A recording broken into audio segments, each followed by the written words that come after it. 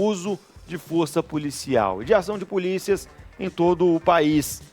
Você lembra daquele decreto do Lewandowski, do ministro da Justiça? Pois é, deu o que falar e já tem gente buzinando. O governador do Rio de Janeiro, Cláudio Castro, criticou o decreto do Ministério da Justiça e da Segurança Pública, que cria regras para o uso da força por policiais de todo o país.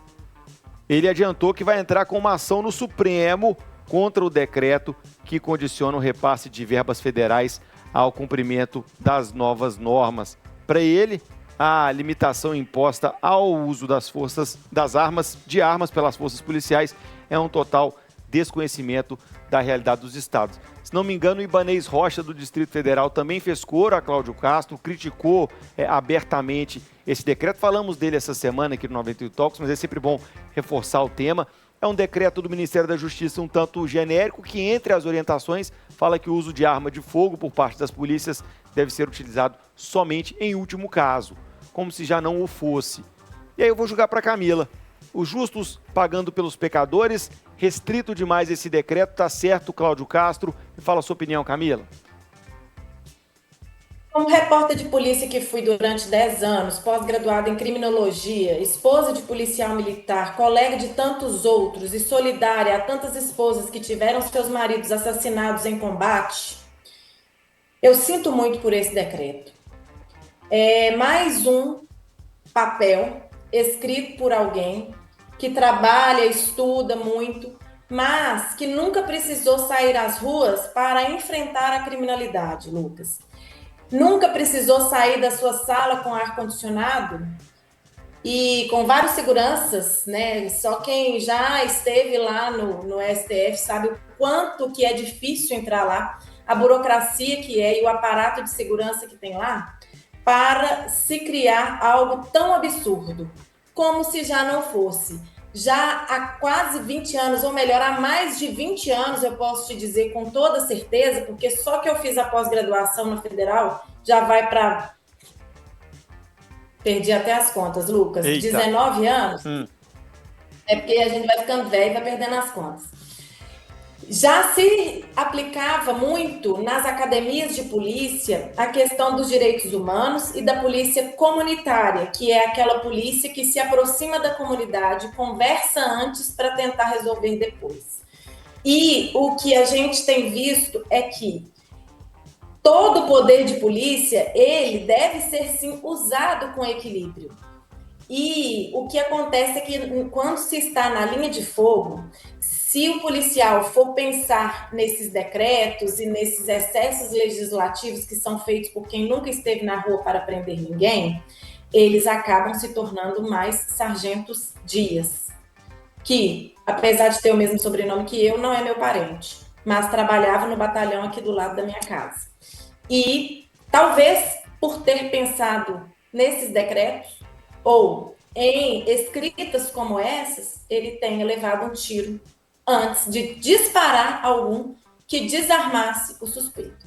Então, muitas pessoas vão me criticar, principalmente a galera que estuda e analisa a questão dos direitos humanos, mas a minha opinião é bem enfática quanto a isso.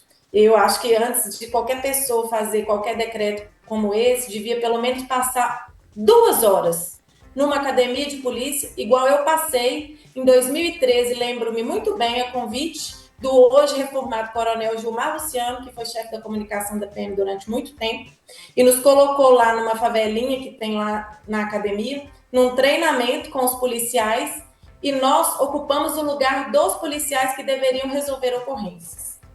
Falar é muito fácil. Eu quero ver estar na pele dessas pessoas.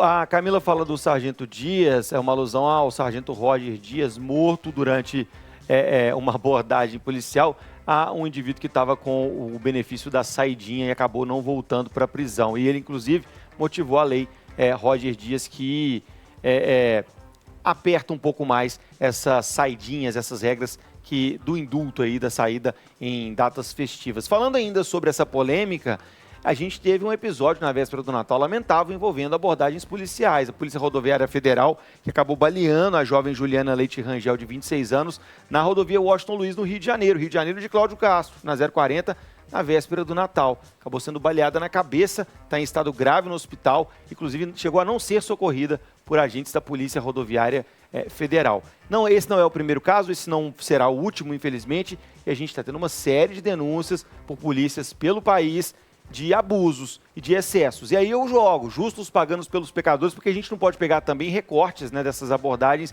péssimas, que devem sim ser penalizadas, e generalizar com esse decreto que dificulta muito a ação de policiais. Ricardo Kessman já falou sobre isso com a gente aqui, né, Ricardo?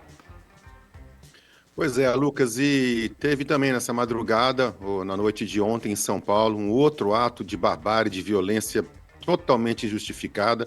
Um policial deu um tiro a queima-roupa num rapaz que estava filmando a abordagem, a operação policial.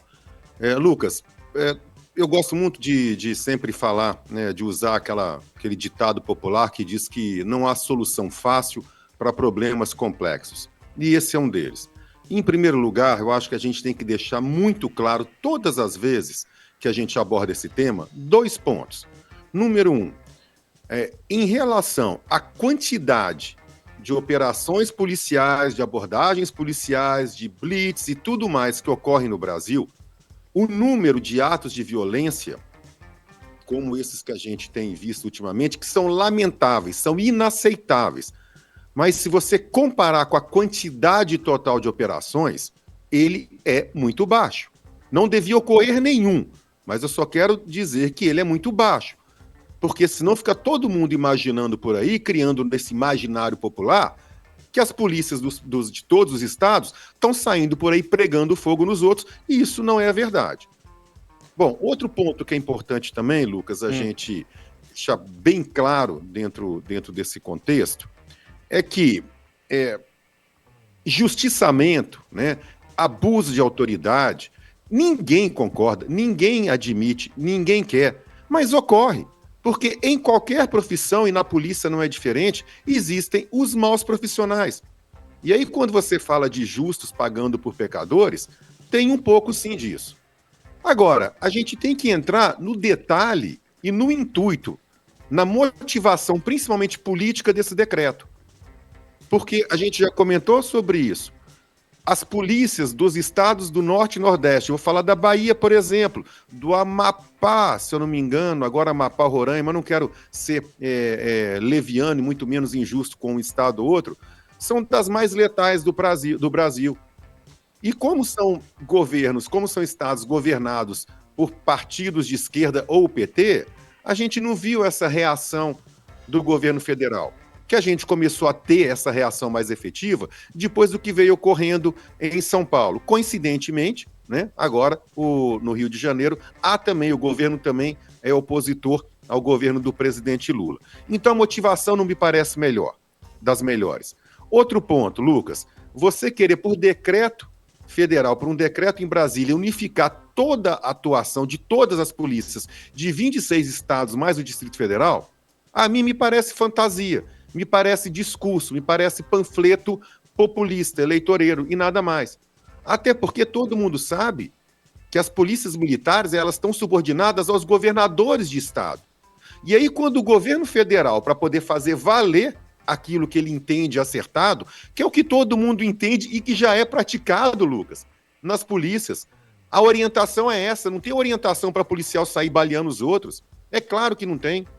Mas aí o governo, para poder fazer valer o seu panfleto, começa a ameaçar os governadores, a ameaçar os estados de não repasse de verbas que são arrecadadas nesses estados, porque a porcaria do governo federal não produz nada. O dinheiro que o governo federal tem, ele é produzido nas cidades e nos estados, ou seja, o governo federal pega esse dinheiro e a função constitucional dele é devolver de forma proporcional e dentre as rubricas que são necessárias esse dinheiro, aí o cara vem dizer, não, se você não fizer o que eu mando, eu não te dou dinheiro, como um pai dando castigo para o filho. Vai catar coquinho, Lucas, não é assim que se trata política pública em um tema tão sério. Ele acabou tirando palavras da minha boca que eu ia complementar quando você falou sobre essa operação desastrosa que acabou vitimando uma mulher pela Polícia Rodoviária Federal. operações como essa aconteceu, uma operação como essa aconteceu aqui em Minas há cerca de uns 18 anos, o caso Ana Paula, eu esqueci o sobrenome dela, se foi Nápoles, aqui na MG10. São erros que não devem acontecer, mas acontecem. E as pessoas são julgadas e punidas por isso. E existem sim, em todas as corporações militares e em todas as instituições de polícia civil, existem sim as maçãs podres, que, quando eu comentava mais sobre esse assunto, eu chamava de bandidos de farda. E como bandidos devem ser execrados da corporação e devem ficar presos, cumprir pena e se reintegrarem à sociedade depois. Não é por causa de uma minoria que faz errado que a maioria vai colocar a vida em risco se submetendo a um decreto desse que, conforme Ricardo falou, é algo bem político, bem eleitoreiro, bem de discursos e que a gente não pode aceitar isso calado.